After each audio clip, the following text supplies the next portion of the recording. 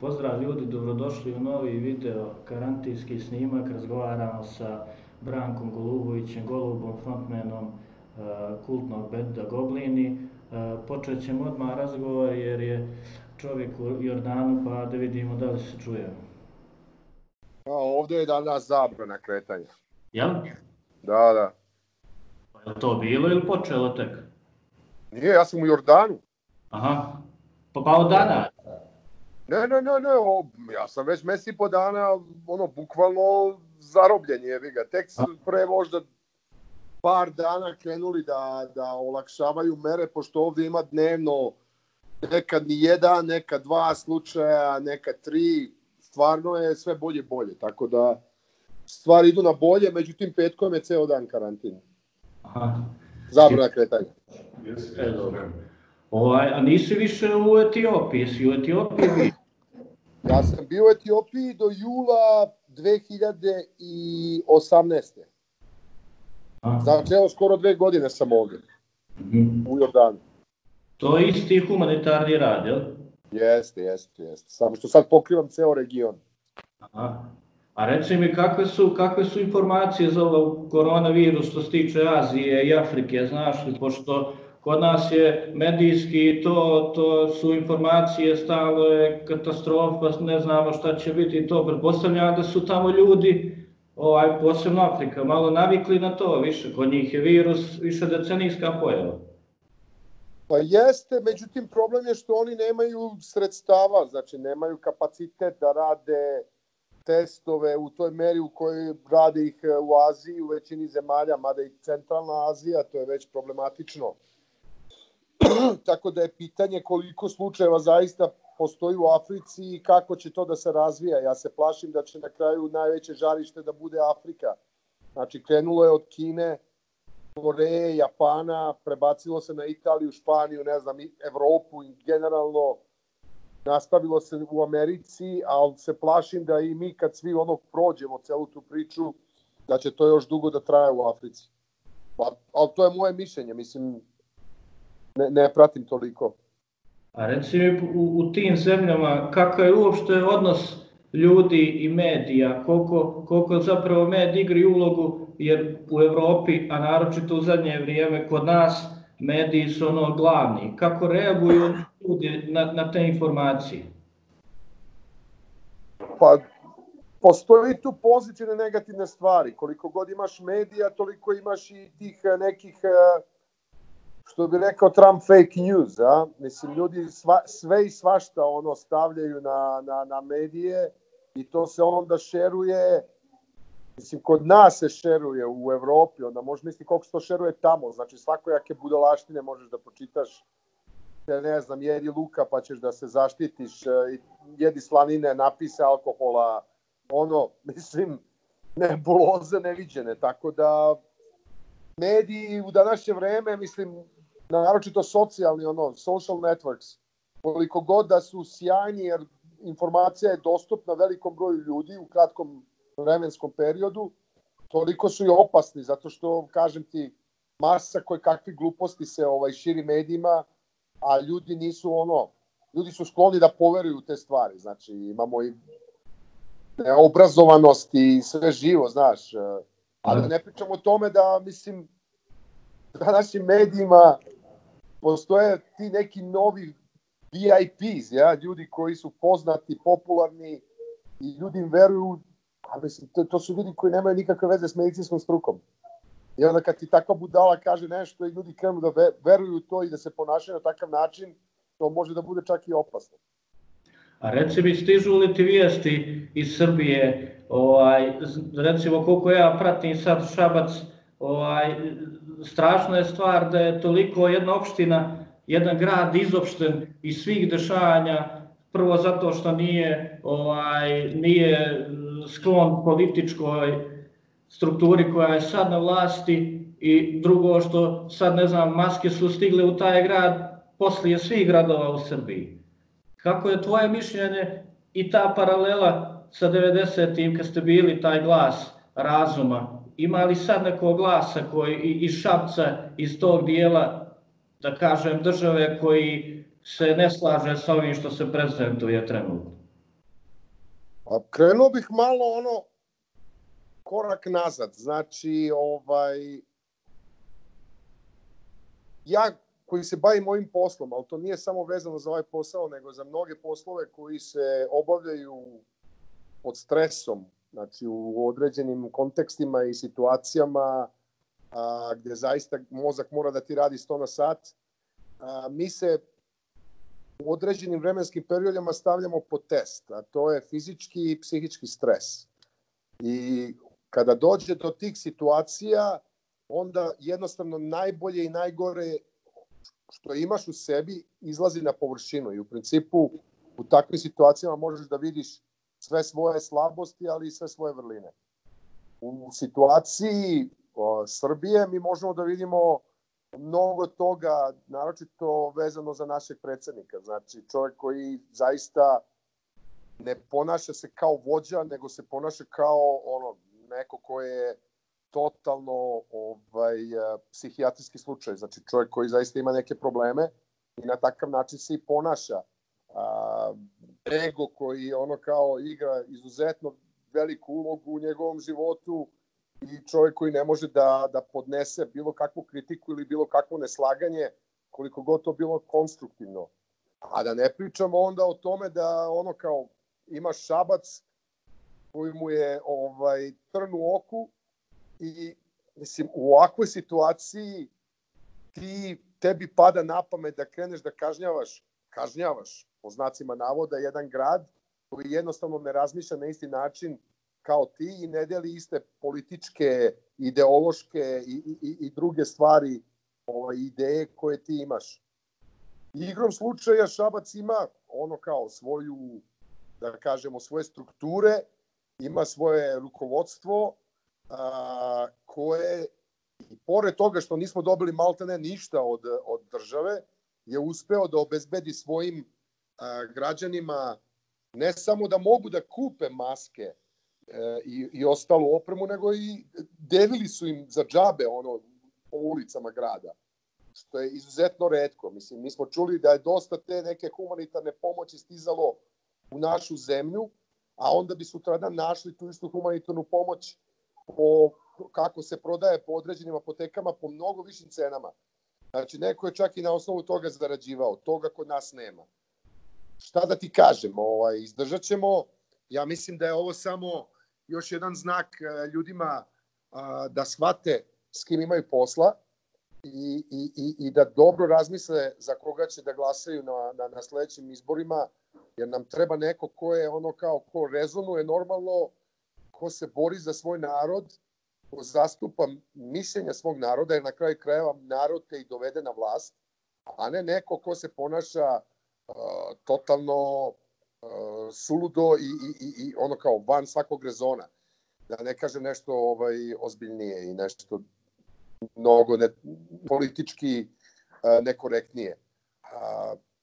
Mi ćemo to preživeti. Mislim, preživjeli smo čak i bez te bolnice koju smo sami izgradili. Mislim, sami smo je doveli kao dotle da bude operativna, a na kraju kao grad Šabac nije dobio dozvolu zbog ovih ili onih razloga da pusti tu bolnicu u rad, kako bi naši građani mogli da se leče u svom gradu, a ne da se vode 80-90 km dalje u Beograd ili Novi Sad i kako bi se tamo lečili. Mislim, stvarno situacija koja je razotkrila mnogo toga, a već da ne pričamo o ovim nekim protestima koji se sad dešavaju i mislim, ljudima koji puštaju s razglasa protestne poruke, mislim, to je smešno i krše pravila i zakone u ovom trenutku, znači kretanja nakon 6 sati popodne ili već šta je. Mislim, zaista ovo je bezakonje i anarhija, ali mislim, čak bezakonje, anarhija znači nema zakona, ovo je još gore.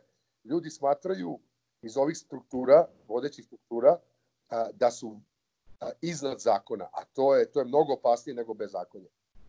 Fascinantno je to, jer mi ranije nismo slušali, nismo znali da je Šabac kao zajednica, jedan grad, sigurno ima ljudi koji ne razmišljaju isto i u drugim gradovima, ali kao zajednica, kao grad, da je bukvalno sad izopšten iz svih tih političkih, ekonomskih dešavanja i da se ljudi zajedno odupiru u tome. Je li takav Šabac bio i u vrijeme kad si ti bio mladi, kad je svo ono drugo zlo bilo, je li imao tu, da kažem, na nivou zajednice tako razmišljanje da mora da se odupre svom to ludilu?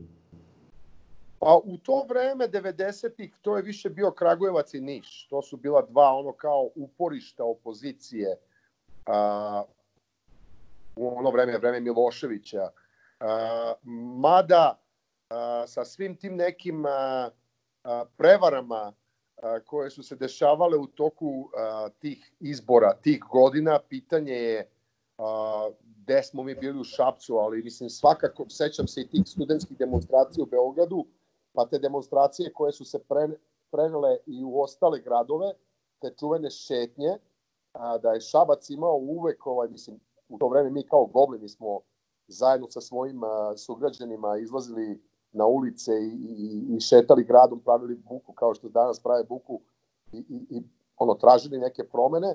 Uvek je bila jedna kritična masa prisutna u tom gradu. Sad, mislim, ja mogu samo da dam ti neko svoje mišljenje, jer zaista po pitanju izbora u to vreme Šabac je bio grad Miloševića. Ali kažem ti, po pitanju onoga što se dešavalo na ulici, ne bih bio siguran u to. Sad da povučemo paralelu sa novim albumom, vi ste i nastali u to turobno vrijeme kao i mnogi bendovi i zbog te nezatvorenosti mislim da je scena bila jača i da su ljudi bili prisni. Znači 99. Rekontra nije zaživjela kako je trebala zbog bombardovanja, sad je druga pošla, sad je korona, ali uspjeli ste koliko toliko novi album da predstavite ljudima, zaustavio se taj live nastup, uprkos svemu tome i dalje vas ljudi čak možda i više slušaju nego što bi da je sve bilo u redu i da ste išli nekim da kažem, mirnim putem i nekim promocijama kakve su trebale da budu. Ne treba zaboraviti moment da jedan drugi album su izdati od strane Metropolis Records. Znači, Goblini plus Metropolis Records. Katastrofa. Neko sranje se desi. Imali smo bombardovanje. Evo sad imamo globalni problem, a to je korona. Mislim, ne slažem se s tobom po pitanju koliko bi nas ljudi slušali da nije se ovo desilo, iz prostog razloga što taj album je zaživeo u toj meri da je, ne znam, Ti si taj postao hit godine, da je album postao album godine, pričamo o izboru 202, po meni to je jedan od najmerodavnijih medija iz prostog razloga što znamo na kakav način se glasa i koliko su oni zaista neutralni po tom pitanju i jednostavno puštaju ljude da se javljaju, ne znam, i da šalju svoje glasove i da na taj način izaberu album, pesmu godine i tako dalje. Znači, taj album je krenuo da živi na najbolji mogući način. Da ne pričamo o tome da postoji tu još pesama za koje spotovi su ili spremni ili su bili u procesu nekom stvaranja, koje smo na kraju morali da stavimo, da bunkerišemo zbog cele ove situacije. Ne znam šta ti kažem, sve je išlo u dobrom pravcu, kako treba da se radi, sve je to lepo, dinamički išlo nekom gornjom putanjom ka gore, ka tom koncertu u Beogradu koji trebao se desi u aprilu. Međutim, mislim, to što se desilo se nama, desilo se praktično kompletnoj muzičkoj sceni u svetu, ali mislim da nas pogađa naročito zbog toga što je taj album tek izašao i tek je trebao da zaživi, koncertno da zaživi i jednostavno to se neće desiti ko zna do kad, a da ne pričamo o tome što čak i probe da se rade i tako nešto, mi smo i po tom pitanju u problemu, jer ja sam, evo, mislim, na nekih 4000 km Vi ste ovako karantinski bend. Tako je, mi smo karantinski bend, kako god se okrene, a sad smo tek ono kao u problemu. Međutim, ajde da se nadamo da će se neke stvari promeniti i da će moći bar, ja se nadam, sledeće godine da se svira. Ja sam prilično pesimističan što se tiče koncerata i 2020. godine. A reci mi sad o tom nastanku albuma i kako je bio, su to pjesme koje su već bile spremljene ranije ili su to neke nove pjesme, jer teme su i dalje aktuelne i ono što meni zapada za oko i live kod Goblina i studijski je zvuk koji je nevjerovatan za bend koji dolazi odavde. Ne da nije dobar zvuk bio ranije, ali meni što razdvaja Gobline od drugih bendova je zvuk koji je naročito prepoznatljiv u ovom drugom, znači u ovom drugom periodu benda od tog šabačkog koncerta kad ste se okupili ponovo.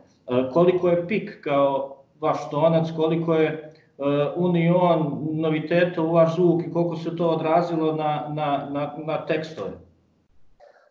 Pa to je jedan proces koji se vodio i dan danas traje, a započet je 2010. godine. Dolaskom Pika u band, ja to namjerno kažem, dolaskom Pika u band i početkom te neke saradnje između nas i njega.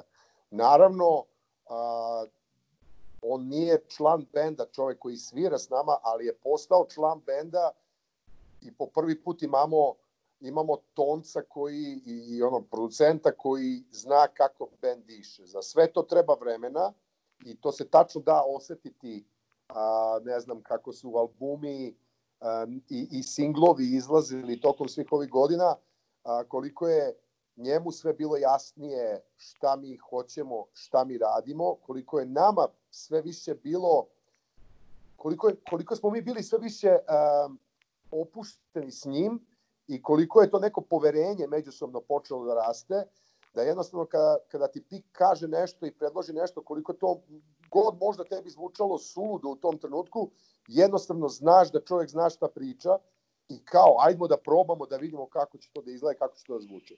Ono što si rekao po pitanju zvuka i tog nekog poređenja live-a i albuma, mislim da je tu najveći pomak napravljen s ovim albumom.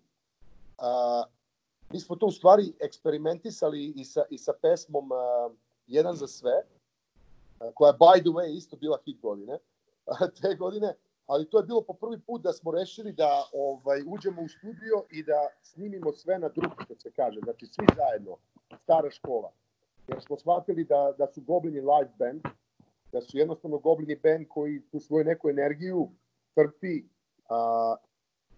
live koncerta iz bine, što znači da je potrebno da svi petorica sviramo u isto vreme kako bi izvlačili maksimum jedan iz drugog. Ne samo maksimum, 110%. Tako da je po prvi put to urađeno sa tom pesmom Jedan za sve. Shvatili smo da je to u principu pravi način kako bi trebalo da radimo i onda smo nastavili u istom fazonu da radimo i pri snimanju albuma Jednina. Tako da je ceo album snimljen tako, snimljen je na prvu, snimljen je kompletan bend zajedno i tu se dobija ne samo ta energija benda, nego se dobija i to neko disanje, znači čuje se to disanje pesme. Znači ne radi se na metronom, nego se pušta da pesma diše, tako da ti kad bi pustio metronom, shvatio bi da na pojedinim delovima pesama čuje se ubrzavanje ili usporavanje, što kažemo, bend baca muziku na leđa, znači svira na leđima, ali to je u principu tako kako bi trebalo da bude. To je to što mi u stvari radimo i na koncertima. I to je neverovatno nešto što je Pik uspeo da uradi s nama. I mislim, a da ne pričamo o tome kako band zvuči live, jer nije samo to odsvirati live, nego imati čoveka koji zna u svakom trenutku, koji je za miksetom i koji zna u svakom trenutku šta se očekuje i šta treba da se uradi, kakve intervencije se trebaju uraditi na određene pesmi, a mi to imamo trenutno i to je zaista kao česti plan benda. I to su ti tekstovi od ranije ili kako ostati relevantan poslije toliko godina da se prati ta nit albuma i poruka. A vi ste to dobro uradili, imate i dalje balade, imate i dalje to nešto što je prepoznatljivo za vas. Iako ste napravili pauzu, pa ljudi očekuju sad će da se desi nešto novo i što se tiče tekstova i zvuka. Pa tekstovi se pišu od momenta, mislim, ajde sad ne kažemo od momenta kada se završi album, ali da kažemo, obično nakon što se uradi album, bar tako je s Goblinima, jedno godinu dana bar ne razmišlja se uopšte o novim pesmama, jednostavno sav taj to vreme koje se provede na radu na novim pesmama, razmišljanje, energija, jednostavno se isprazniš i onog trenutka kad izađe CD, ono kao sretan si, zadovoljan si i kompletan fokus ide ka tome da se to sad svira. Jer je to u stvari poenta svega toga, znači da te pesme iz te neke forme prebace se u live formu. Znači, samim tim, prvi godinu, 2 godine se nije radilo na tekstovima, ali evo da kažemo već od 2015. to je krenulo da se radi na tekstovima i sledeće 4 godine se pisalo.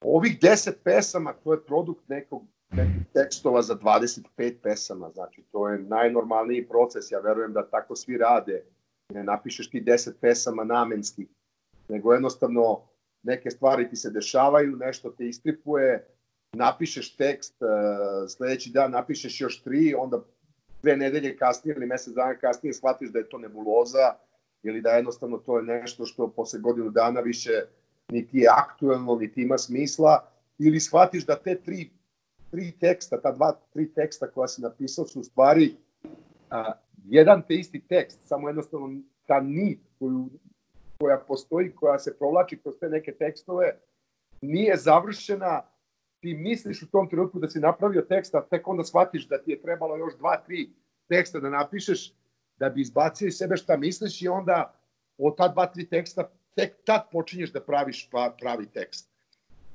Aktuelnost, pa mi smo uvek bili bend koji je slušao šta se dešava i oko njega, slušao ljude koji razmišljaju na sličan način, slušao sebe, dosta pričao, među sobom, dosta se vodilo razgovora o raznoraznim temama, a samim tim onda najnormalnije je da su to neke inspiracije koje onda dovode te dotle da kreneš da pišeš u tom pravcu. Mislim, mi nikad nismo bili band koji se bavio nekim temama koje nisu prilično prizemne, znači koje nisu teme u kojima će se naći mnogo drugih ljudi.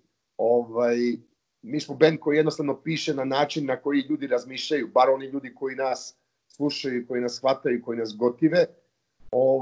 I uvek smo smatrali sebe da kroz te tekstove ne prenosimo samo poruke Goblina, nego u stvari koristimo mogućnost našeg eksponiranja medijima, da prenesemo te poruke i tih nekih drugih ljudi koji su nam bliski ili koji nas slušaju, koje ne znamo, ali eto imam slučaja koji razmišljaju na isti način kao i mi.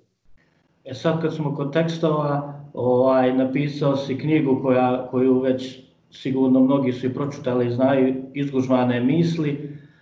Kako gledaš sad sa te relativno kratke distance na taj rad, kako gledaš uopšte na to što si opisao u knjizi, ta prošla vremena, bend, ljude, događaje, kako je tvoje sad mišljenje o toj knjizi? Ja i dalje stojim iza svega toga, mislim da je knjiga da sam na najbolji mogući način preneo sve to što se dešavalo u tom nekom periodu 90-ih i rane 2001. 2002. godine. Meni je mnogo bitnije bilo tokom pisanja knjige da shvatim koliko nisam imao vremena da analiziram ne samo to što se dešavalo oko mene i oko nas, kao Goblina, nego i toga da izanaliziram to što se dešavalo u mojoj glavi. Znači, jednostavno, vremena su brza, praviš neke poteze, rešiš da uradiš određene stvari, a ne razmišljaš mnogo o tome zašto si to uradio. Znači, neka inercija, neki refleks te vuče i mnogo mi je bilo interesantno iz ove perspektive sada, nakon svih tih godina, da malo izanaliziram sebe i kao zašto mi je palo na pamet da uradim to što sam uradio ili da razmišljam na taj način ili da napišem taj tekst. To je meni najbitnije. A sad neka paralela da se vuče sa ovim periodom, izuzetno je teško, jer jednostavno skroz su duga vremena. Koliko god da je, ja sam pokušao da ljudima dam do znanja koliko je bilo teško baviti se rock'n'rollom, naročito početkom 90-ih. Mislim da isto tako je teško i novim bendovima baviti se rock'n'rollom danas. Postoje neki plusevi i minusi u ono vreme snimiti album, snimiti materijal, ne album, materijal na bilo kakav način koji bi bio ono kao prezentativan publici, medijima. U ono vreme to je bilo skoro pa nemoguće, mislim zaista si morao da se zadužiš. Velike pare su to bilo u igri. Sad je to kompletno drugačije, mislim malo ne svako može da snimiti album sa ono kao opremom vrednom maksimum 1.500 eura. A s druge strane, ono što današnji bendovi nemaju, to je pristup medijima, a to je isto toliko bitan faktor, jer jednostavno džabeti sve to što si snimio, ukoliko ne postoji način da to prezentuješ na pravi, na najbolji mogući način, koji smo mi koliko toliko imali u ono vreme. A evo sada, mislim, to ne postoji i ja bih izuzetno, bitno mi je da podvučem YouTube, Facebook, to nisu mediji. To nisu mediji, to su određene platforme koje ti daju mogućnost da prezentuješ svoju muziku onima koji već znaju za tebe. A pojaviti se jednom na TV-u, na jednom normalnoj televizijskoj stanici u poluvremenu fudbalske utakmice ili pre dnevnika i na radiju nakon vesti, čitanja vesti, to je nemerljivo, mislim, to su, ili u novosti, u nekim, u dnevnoj štampi, na 4. 5. stranici bilo kojeg časopisa novinskog, to su nemerljive stvari, jer jednostavno na taj način imaš mogućnost, pružati se mogućnost da prezentuješ svoj rad i ljudima koji ne samo da ne slušaju tvoju muziku, nego nemaju pojma ni ko si ni šta si. Ali eto, igrom slučaja, mogu da te čuju. Na platformama bilo kojeg tipa, isključivo te slušaju ljudi koji već znaju za tebe, a u stvari to nije poenta. Poenta da i neko nov, neko drugi čuje sve to i možda mu se to svidi. I eto, mislim, dobio si još jednog fana na svom koncertu u Podgorici ili u Nikšiću ili bilo gde. Jedan aspekt knjige koji je meni fenomenalan, pored te, da kažem, rock'n'roll strane i onoga što možda ljudi očekuju od tebi, od Goblina će pročitati, je roditeljstvo koje si opisao u knjizi. Prvo, tvoj odnos sa tvojim roditeljima, meni je recimo fenomenalno bio taj ritual ispijanja kafe, kad si sa ocem gledao kako neko krade iz garaže nešto, pa na kraju kad si i sam postao otac. Taj aspekt je dosta edukativan. Šta misliš danas o, pod navodnicima, klincima u rock'n'rollu i njihovim doživljajem svijeta i koliko su se te stvari zapravo, koliko se te stvari danas mijenjaju, ti odnosi? Pa to si dobro pokupio i za mene je bio, da kažemo, iznenađenje. Za mene je bilo iznenađenje da sam se toliko bavio, što ti kažeš, roditeljstvom. Ali opet, kao što rekoh, rad na knjizi je dosta tih nekih pitanja pokrenuo u mojoj glavi o kojima nisam svesno razmišljao pre toga. Šta se danas dešava, mislim, sa tom nekom novom generacijom? Mislim da sve polazi od kuće. Znači, to je neka i opšta kultura i sve dolazi od kuće. I ukoliko nemaš podršku roditelja i jednostavno ne shvataju te ili ti ne daju dovoljno, ne pružaju dovoljno podrške i provede previše vremena radeći, a nakon toga gledajući reality programe, onda jednostavno završit ćeš na ulici, bit ćeš okružen verovatno šljamom i bagrom i mislim, ložit ćeš se na šund i kič. A samim tim, ono kao po meni, te neke nove generacije koje se bave rock'n'rollom, sama ideja da nisu okruženi šundom i kičem, nego jednostavno slušaju kvalitetnu muziku i odgajeni su na toj nekoj kvalitetnoj muzici, da ne pričamo o čitanju knjiga i sve ostalo, po meni je znak da oni imaju pored sebe roditelje koji se osjećaju odgovornim da izvedu na pravi put svoju decu i koji ono kao rade na tome. Znači zajedno sa te nekom svojim koji rade na tome da ta njihova deca odrastaju na najbolji mogući način.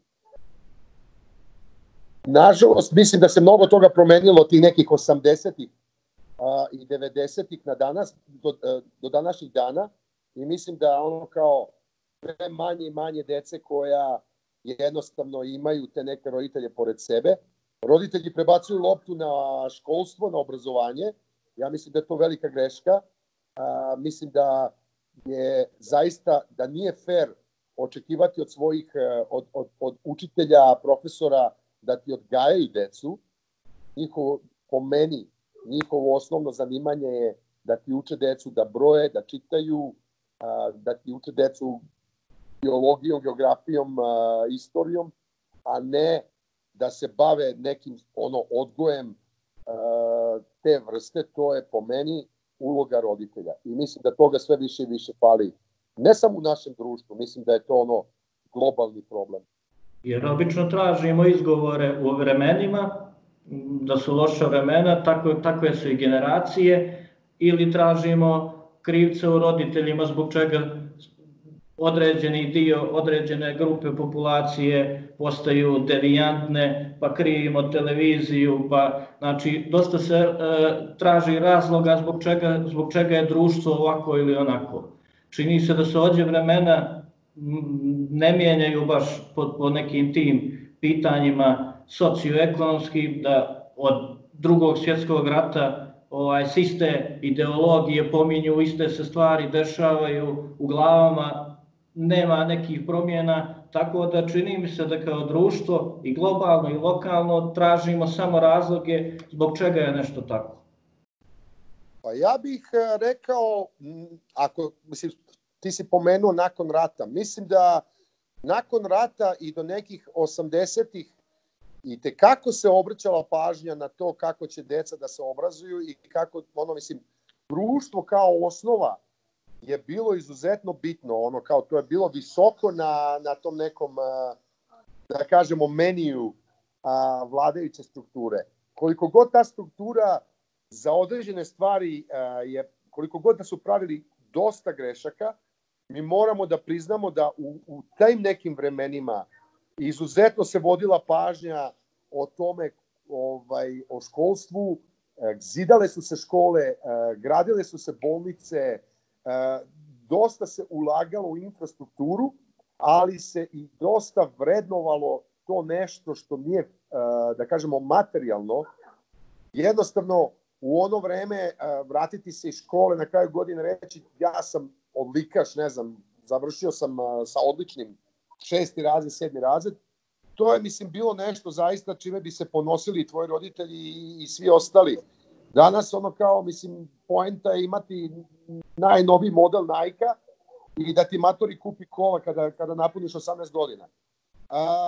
Po pitanju ali se živi, već živimo u vremenu kad se na to vrijeme gleda kao na nešto pogrešno. Da je to bilo loše i da to nije valjalo. To se svakodnevno servira. Tako je. Da ne pričamo o tome, sad ljudi će da me shvate pogrešno ili neće, ja ukoliko bi opsovao mom drugaru bilo šta na ulici, kad sam bio klinac i igrao se fudbala, moj prvi komšija koji bi u tom trenutku bio na terasi imao je puno pravo da izađe napolje, udari mi šamar, ode kući i kaže mom matorom šta se desilo i moj matori bi mu skuvao kafu i nakon toga bi dobio batine i od njega. To je razlika. Jer je društvo u to vreme dosta pažnje pridavalo pojedincu, jer pojedinac je osnova svega. Danas, apsolutno te ne interesuje, koliko puta smo videli na medijima da čovek leži mrtav ili polumrtav nasred ulice u centru grada, ljudi preskaču preko njega, jer jednostavno to nije moj problem. Jednostavno postali smo sebični, egoistični, apsolutno nas ne interesuje ništa i živimo u tom nekom vremenu gde biti mediokritet je u stvari dobitna kombinacija da plivaš u ovim nekim burnim vodama.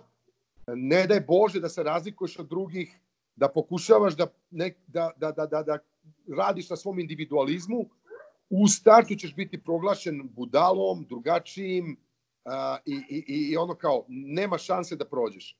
To je ono što razlikuje današnje vremena od tih vremena. A sad pljuvati po komunizmu, po nečemu, opet ja kažem, masa toga lošeg se dešavalo za vreme komunizma, ali mnogo više boljeg se dešavalo nego što se dešava današnjim danima.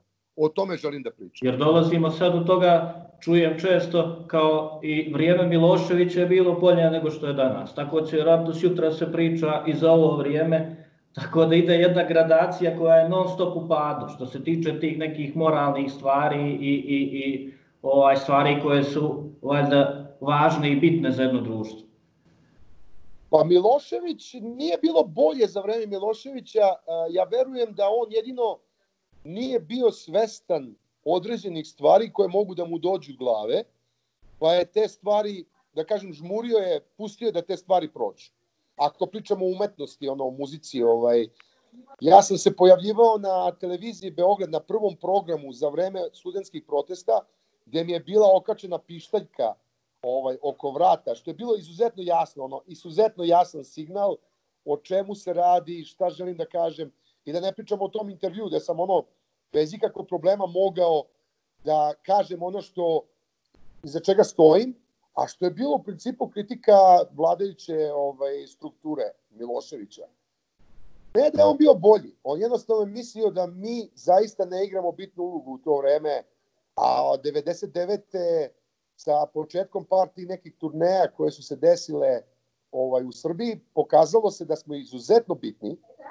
Sad, šta su naučili svi ti posle Miloševića? Naučili su da treba i nas zabetonirati, zakopati, jer jednostavno zašto bi razmišljali o tome koliko mi možemo prikupiti ljudi, na koji način možemo da kažem, da trigerujemo neke promene i da pokrenemo određenu dinamiku koja mu neće ići u korist. I meni je to bilo najsmešnije videti taj neki naš koncept koji se desio u hali Sportova u Beogradu 2013. godine. Znači, to je bila promocija albuma Roba s greškom. To je bio 8. mart. Ne sećam se ko je u istog dana u areni, gde staje 20.000 ljudi, kod nas je bilo 4.000, i neko je imao koncept povodom 8. marta, više pandura je bilo oko hale Sportova nego što je bilo oko arene. I kad su ljudi krenuli da izlaze, mi smo videli snimke da su pandurim prilazili, čim su bili u grupama od 10-15, govorili ajmo razlaz, nema grupisanja, ajmo kući. Znači jednostavno, zadatak im je bio sklanja u Bagos ulice, ko zna šta će da se priča tamo, ko zna na šta to sve može da izađe, dok kao koncert za 20.000 ljudi je prošao sa verovatno 4 puta manje pandura oko arene.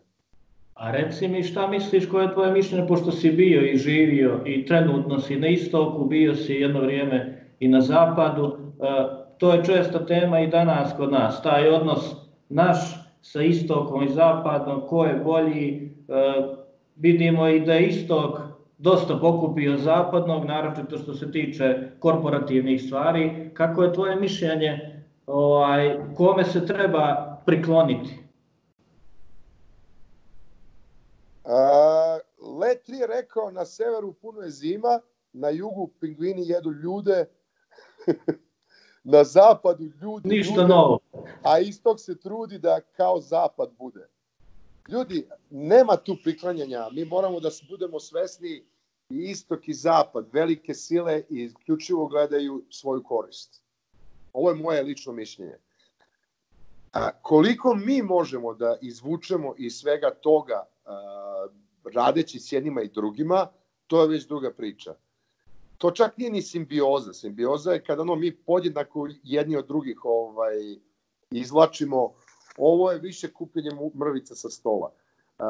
Globalno gledajući, današnja situacija je takva da moraš da budeš, samo ukoliko nisi Švajcarska, jel, pa si ono prebogat, moraš da budeš u dilu s nekim. Najbolje je da budeš u dilu sa svima ukoliko je to moguće, ali na način da ne dođe do kompromitovanja neke tvoje ideje i nekih tvojih stavova, koliko god je to moguće, i da gledaš, da budeš svestan da te sile, koliko god ono kao pokušavale da rade s tobom, da oni imaju mnogo veće interese od svega toga i da ono shvatiš koji su to interesi, da li ćete ti interesi ugroziti na duže staze i koliko ti iz svega toga možeš da izvučeš za svoj narod i za sebe. Ja jedino verujem u to, ja ne verujem ni u šta. Druga je stvar, ono kao, ne znam, braća Rusi, ja imam dosta dobrih prijatelja Rusa, evo ovdje u Amanu se družim sa ljudima koji su Rusi, postoji ono masa bagre i bitangi Rusa. Amerikanci su đubrad, jesu, ja znam dosta Amerikanaca koji su đubrad, ali imam toliko dobrih prijatelja Amerikanaca koji razmišljaju na isti način kao ja, da mislim ono kao, ne možeš da generalizuješ. Znači, ne radi se o ljudima, radi se o političkim sistemima. A to je već druga priča. Ja ne mogu da generalizujem i da u isti koš stavljam Trumpa sa bar pola Amerikanaca, a toliko ljudi koje znam, to su zaista sjajni ljudi. Ista situacija je sa svim ostalim stvarima. Znači, jednostavno, ili su ljudi dobri, ili ljudi su loši, ali kao ne da Amerikanci su dobri, Rusi su loši, ili obrnuto, to ne postoji. Sada te pitam za scenu i čega su Goblijeni dobar dio i gdje već ostavljaju dubok trag, pored Ateista, pored Džukela, pored Novembra, Hladnog piva, napravili ste omaži Hud idiotima. Sigurno ste kad ste bili mlađi govorili da ne možete doći na red od nekih starih bendova, od nekih ljudi koji vam uzimaju prostor i medijski, koncertni. Vjerovatno današnji klinci isto tako gledaju na tu vašu ekipu. Šta bi iz te perspektive sad starijeg benda poručio, kakva borba treba da bude mlađih bendova da bi pratili vaš trag i došli do nekog tog statusa? Muzika, umetnost,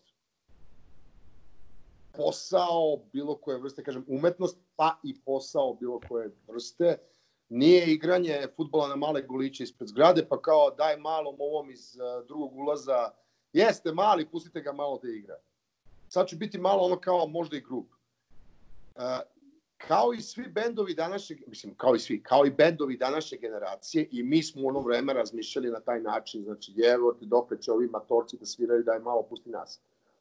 Mislim da smo tu naučili dosta od par ljudi iz Beograda naročito, a to je Zlatko iz KST-a, Đole Felix, David Batabedijan, ljudi koji su nam izuzetno bliski i dan danas, a koji su to vreme dosta uticali na naš rad i poimanje umetnosti, koji su nam govorili još uvek niste spremni za to. A zašto nismo bili spremni za to? Pa mislim, nismo imali pesmu, nismo imali nešto što će ljudi da se zakače i da ti ljudi kažu da hoćemo da gledamo Gobline u KST-u, hoćemo da gledamo Gobline na NS Plus koncertu godine. Ljudi odlučuju o tome, ne odlučujemo mi. A mislim da je moj odgovor veoma jasan. Napravi dobar album, napravi dobru pesmu, napravi nešto što ljudi žele da čuju i postaćeš bend koji će ljudi da gotive i koji ljudi žele da dođu zbog tog benda, da dođu i da plate ulaznicu, da gledaju koncert. Mislim da većina festivala se vodi tom nekom logikom.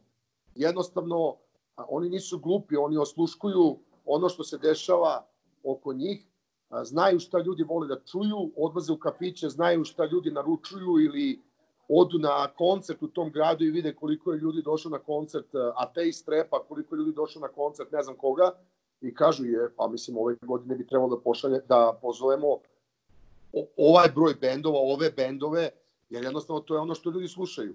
Jer upravo to čujem i iz komentara po društvenim mrežama i ovako od mlađih bendova koji sviraju, to jest da festivali imaju koncept da zovu uvijek iste bendove, a ti si sad rekao koji je razlog, i da iz tih nekih razloga da će bend koji je trenutno popularan da donese više novca, nema mogućnosti za mlađe da iskažu svoj talent. Ljudi, festival je novac. Da bi organizovao festival ti moraš da uložiš pare. A da bi mogao da organizuješ sledeće godine festival, ti ne smeš da odeš u minus ove godine. To je jednostavna matematika. Mislim, ja ukoliko uložim ove godine 30-40 hiljada, ja sad lupam, ne bi me čudilo, je to mnogo više para. Ali ajde kažemo 30.000 eura u festival ove godine u bilo kojem gradu, da bih mogao da pravim sledeće godine festival, pa ja ne samo da moram da budem na nuli, ja moram i nešto da zaradim, mislim, moram da živim od nečega. Praviti festival nije posao od 3 dana, to što je ono što ljudi vide 3 dana festival i misle, brate, ovaj 3 dana ne radio i napatirao se para. Taj čovjek je krenuo da nazove i da organizuje sve nekih 6 meseci, a u nekim situacijama znam festivale da te zovu u januaru, da te pitaju da li možeš da dođeš da sviraš u julu. Pri čemu ti kažu imaš 2 nedelje fore, ukoliko ne možeš sad da mi kažeš, žao mi je, mi moramo da imamo line-up. To je jednostavno čista računica. Međutim, ono gde podržavam bendove, a opet kažem, ja sam bio kao i ti bendovi, ja sam se isto bunio. Da. Ja sam se isto bunio, tako da i shvatam iz ove perspektive, ali da kažem i shvatam napokon i ljudi iz festivala zašto to rade što rade. Međutim, ono što može da se uradi ono što se radilo na Novosadskom koncertu godine i verujem na mnogo drugih festivala gde se organizuju 2 bine, gde između 2 glavna benda postoji bina gde će se svirati te neke nove snage, ili čak da se radi, kako da kažem... Ili jaki demo festival. Da, ali da bude u okviru glavnog festivala. Poenta jeste, znači sad opet igram na strani mladih bendova, poenta jeste da možda ti bendovi imaju savršene pesme, ali jednostavno nemaju gde da se prezentuju, da im daš šansu da sviraju između 2 benda i samim tim da imaju publiku ispred sebe koja će da sluša to, a ne da im se da, ne znam, termin od 2 popodne do 6-7 uveče, kao sad prvo ide kao demo bendu, niko neće doći na to. Pa i mi kad sviramo, sećam se NS Plus godine, Exit, pre 4-5 godina, svirali smo otvaranje Exita, počeli smo svirku pred 100 ljudi. Da. 6 popodne, koga je briga? Tek kad smo završavali koncert, bilo je skupilo se, ne znam, 10.000 ljudi, počeli smo pred 100 ljudi. Pa zamisli tek demo band da pustiš u 6 popodne, pa nikom neće pasti na pamet da dođe. Nažalost, takva su vremena, mislim, ali ne takva su vremena, tako je od uvek bilo. To znači, tako će i biti. Sad za kraj 2 stvari... Izvini, samo jedna stvar koja je bitna. Ajde malo da zaboravimo festivale, mislim, opet, festivali su festivali. Ono što je odgovornost svakog benda je da pruži mogućnost tim nekim mladim bendovima da sviraju. I mislim da tu Goblini, opet naučeni svojom nekom pričom koja se nama dešavala kad smo počinjali i ko je čitao knjigu znaće koliko smo kao zahvalni obojnom programu u to vreme, zaista ultra mega big bendu i danas ultra mega, u to vreme su zaista bili vrh bend naše scene i koji su nas pustili da sviramo ispred njih u KST-u i ne znajući šta ćemo da sviramo. Jednostavno su nas pustili, mislim da je to mnogo bitno i mi se na isti način ponašamo danas. Ne postoji koncert koji mi organizujemo da nemamo support band koji mi organizujemo. Ljudi moraju da shvate da nekad se dešava veliki koncert gde mi ne organizujemo koncert, ali jednostavno to je naš koncert, gde mi ne možemo da biramo bendove. Ali 99% slučajeva to su mladi bendovi i to većinom mladi bendovi iz gradova u kojima u tom trenutku i sviramo.